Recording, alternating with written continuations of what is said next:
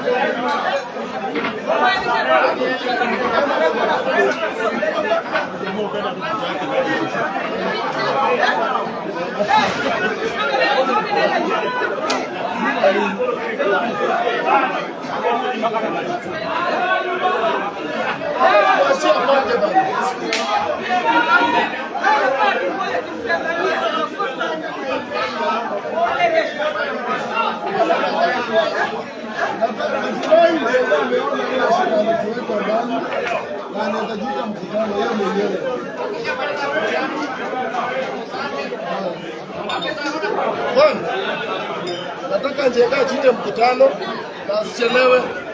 Naona ile shida alituweka ndani. Ameanza jana hata kesho. Nashuku sasa hapo tukamkutana kuanzia jana mpaka sasa. Bora sichelewe kwa hiyo meeting.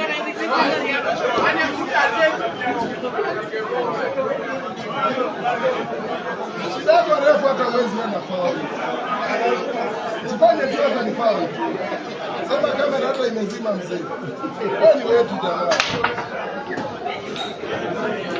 It has been 128 players shooting out today after the games ongoing on 1, 2, 3, 4, 5 tables. It will be only 16 left, and the 16 will shoot out from tomorrow at around noon up to around 9 p.m. and that will be it for this tournament. We shall then have a winner. The ladies are only left 4 in number, so they will play out the semi-final stage tomorrow. I think around the same time that the men play their semi-finals. It is Uganda's Anka Sheila taking on Kenya's Mercy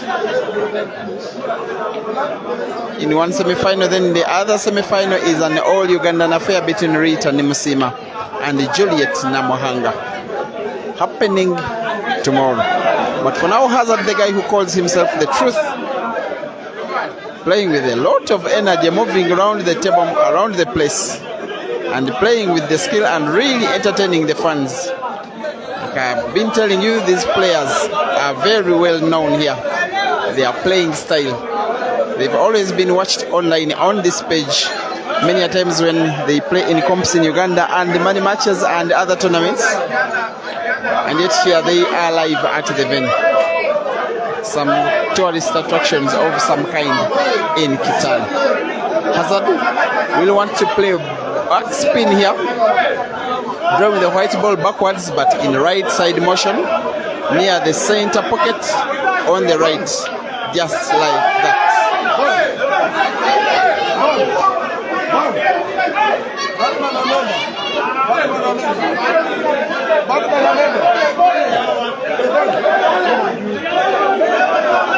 And once again, seems to be going for another backspin. It is equally beautiful, but even more important, he has a good grip to cut that black ball to the center pocket on the left. White should be safe. White is safe. The pot is on. Hazard 2. Collins nil. The pot of the black ball. Also with the yellow in the same shot. Doesn't matter. 2-0. Rest to 5.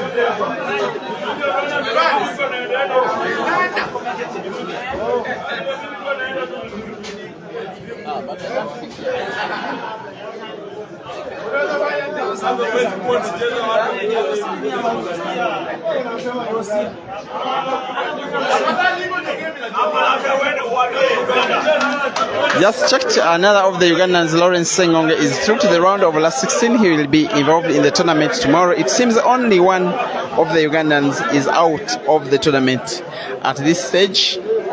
Actually 2, I have to say, but the first who was beaten, that is Yosia Kalunda, was the team bus driver, but he registered for the tournament only for fun. He was beaten in the first round, but for the players I would call serious, only one of them has lost so far. Glorious, like you watched, came so close to defeat. Then he won that decider. Kasozi lost in a decider to Ian Kazibwe.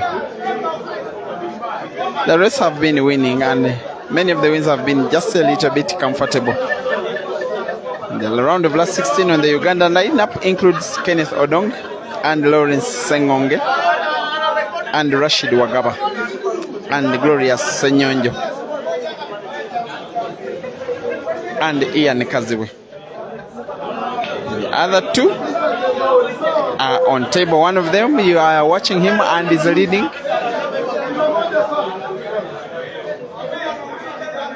The other is on table. On the table you are not watching, Ibrahim Makayanja, and the player I'm yet to ascertain, but he's Kenyan.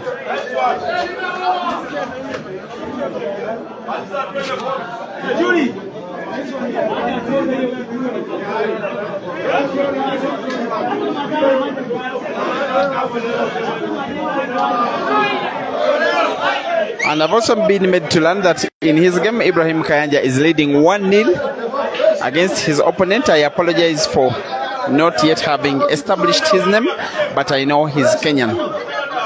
There will also be very good competition from Tanzania's Saif Hamad, one of the best players in the tournament, very well respected in Kenya and the entire East African region for coming second. He was number 2 in the Grand Mchana Open tournament that was won by Ibra last year, and it is Saif who did beat Caesar in that tournament, and it is him who is still in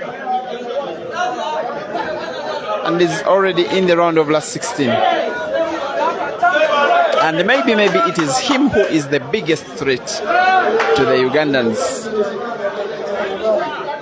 Yes, some good Kenyans still involved, most especially. I think the best chance they have now stands with Cornelius Kigen, the guy called Keke, after the defeat of Dennis Mwanga by Glorious, and also Henry Mwangi by Dog City.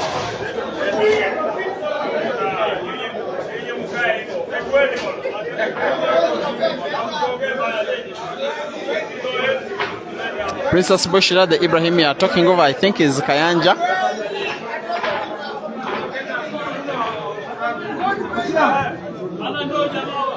And yes, Princess Bushra, now Musilamu is leading 2-0.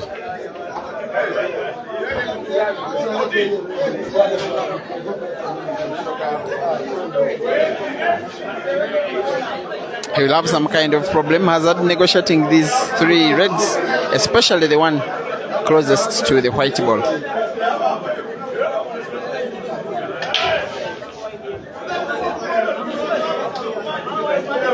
Sometimes gets us by surprise with his choices of shots.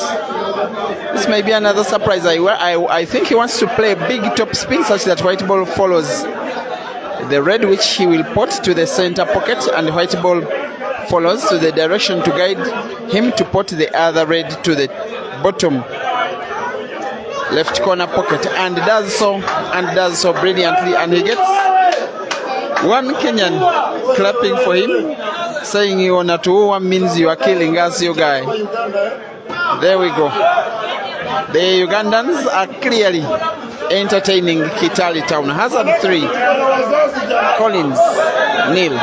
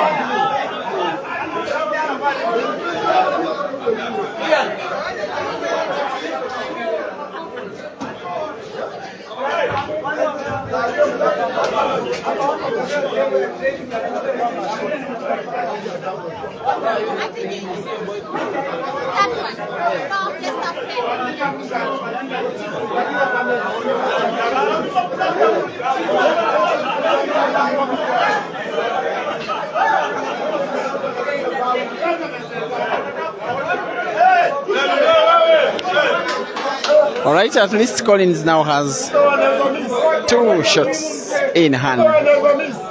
Has 2 visits on the table and a white ball in hand. Maybe he can show us what he's made of. We've not gotten a chance to see how good he is, because in the first 3 frames Hazard has basically been playing alone. And the Kenyans now are clearly seeing that yes, they have decent players, but across the border maybe there are some better players, because it has quite been clear that these Ugandans have been the revelation of this tournament. The matches involving them have been way more entertaining. The one match that has been played to top level involving Kenyans was the match between Cyrus and the Collins Tawi. And this gentleman, I'm impressed with those 3 shots.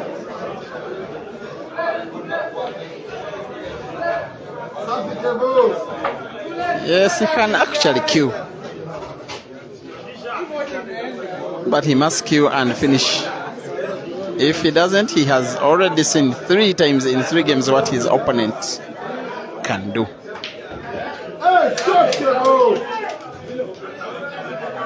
By the way, Josh, you are right. I've not seen Geoffrey Kibet being defeated. Yes, you're right.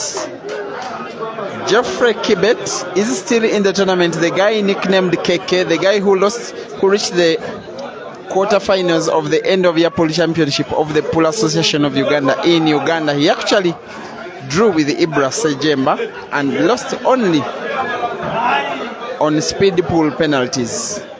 I can clearly say that in Geoffrey Kibet still involved and in Cornelius Kigen still involved, that is the biggest hope of the Kenyans against the bullish style of the Ugandans and the might of Saif Hamad of Tanzania.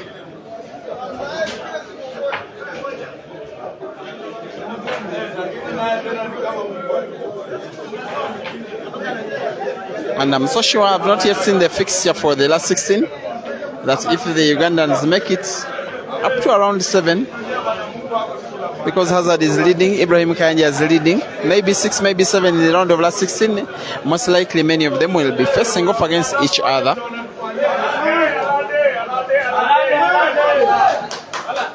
One guy who is shooting so well, many a times off camera, of the Ugandans is Lawrence Sengonge.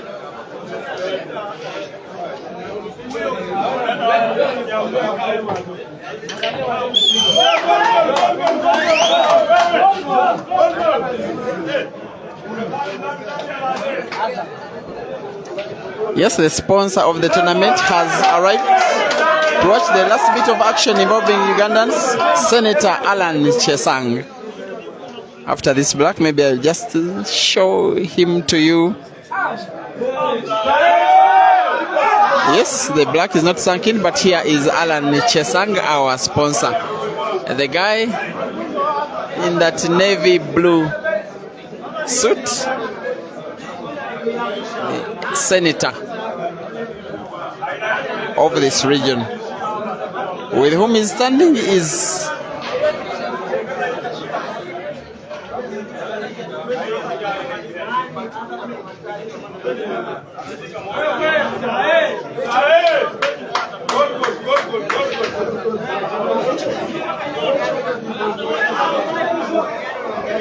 bro, polite request, you're standing in front of the camera.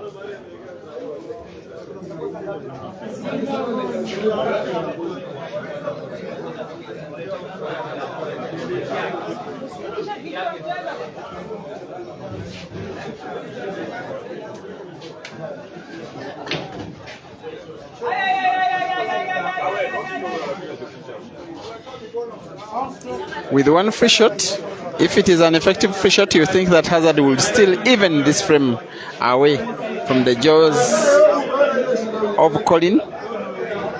If I were him, I would ensure that the white ball plays both these reds away, both of them.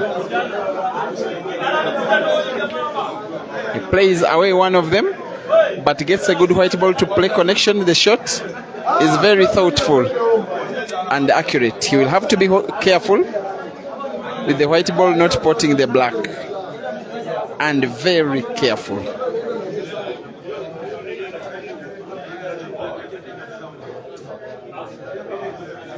Yes, there is a big risk of white ball potting the black, and it could be a reason why he may decide not to play the shot. But if he finds a way of playing it to perfection, it is pretty much a game-winning shot, because the rest of the game is there for his taking. The guy in Uganda this year, Hazard, who has been the biggest threat to Caesar. You may want to believe me or not, but yes, it is true that this year alone, Hazard has beaten Caesar 4 times. And this game alone, Hazard is about to win 4 times. Because he has perfected a shot which seemed difficult. Not only that it was difficult to make a connection, no, it was not very difficult, but guiding the white ball beautifully to ensure the black is safe. It was not an average player's shot.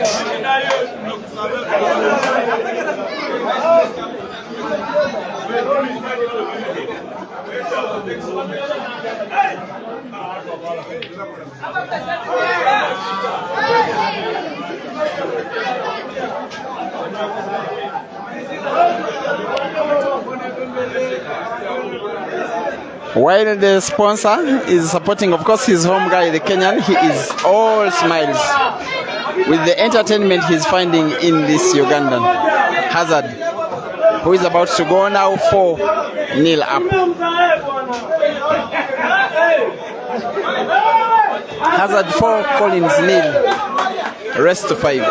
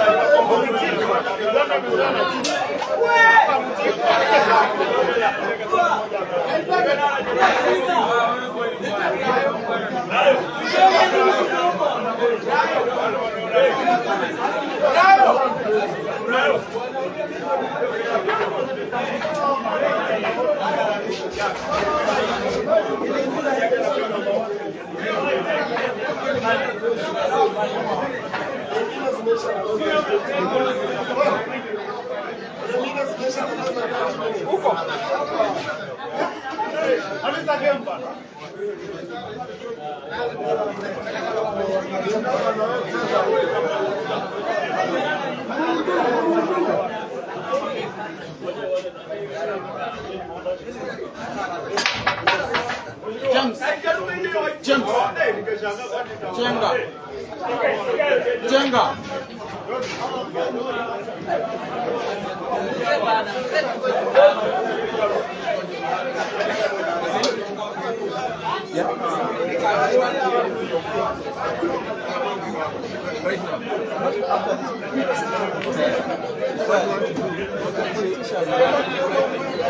So you don't interview him right now, after this match. No problem. But I'm not certain because it's so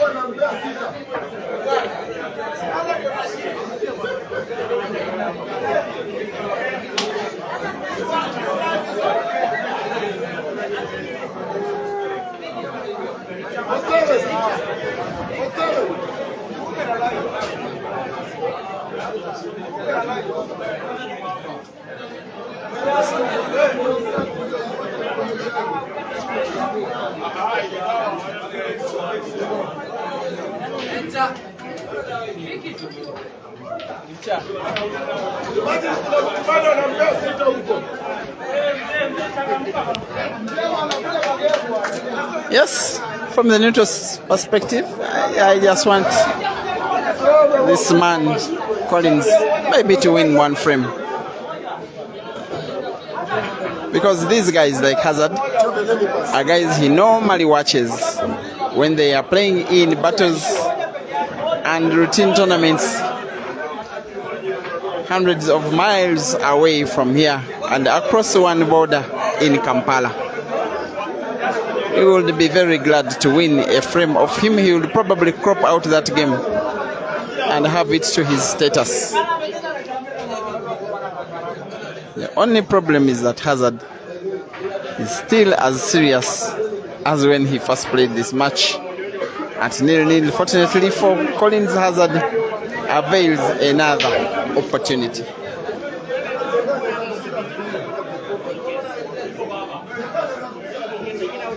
Now I know here Hazard will be trying out a combination shot. Why not? You are 3-0 up.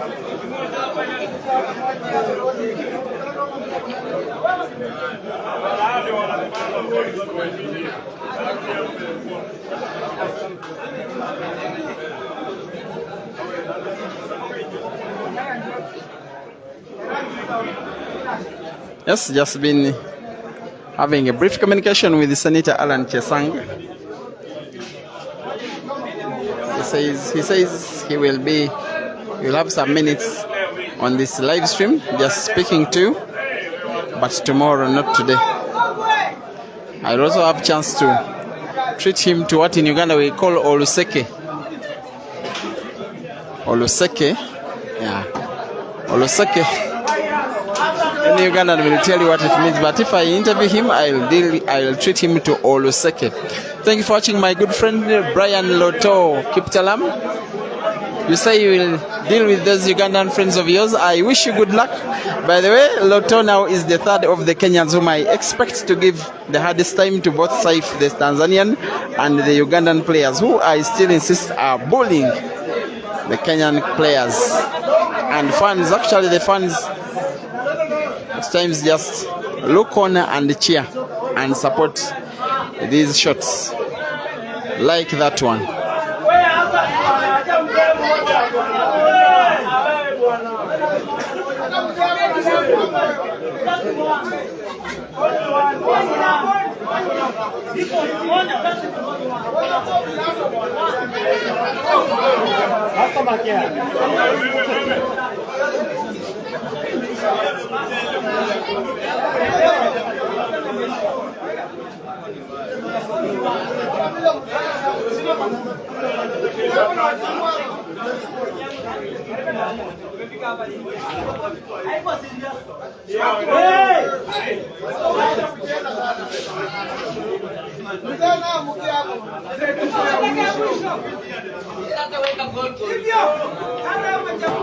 And yet Collins, guys here are naming him Mzai. Mzai means either an old person or a parent, a dad actually, when it is their child addressing them. Is now out of sorts. This Ugandan has bullied him into submission.